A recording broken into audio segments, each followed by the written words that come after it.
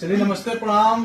और आज बनी भैया के साथ है और छपरा में आज बनी और यहाँ के एकदम माहौल कहल जाता है एकदम ऐतिहासिक जीत, एगो अलग जीत। और चुनाव तो चारों तरफ हो रहा है लेकिन सारा ध्यान नहीं हमें छपरा के चुनाव। और बस आप सब प्यार आशीर्वाद चाहिए और पूरा जनता के आशीर्वाद बा छपरा विधानसभा के समस्त जनता के हम घूमते आवत नहीं एकदम चारों तरफ लालटेन छाप और भैया के एकदम जय जय बा।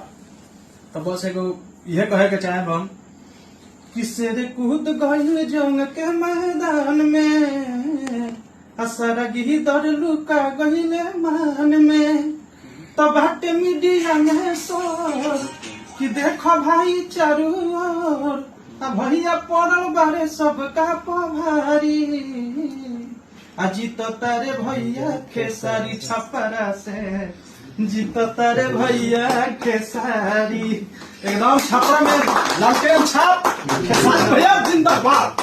जय हो।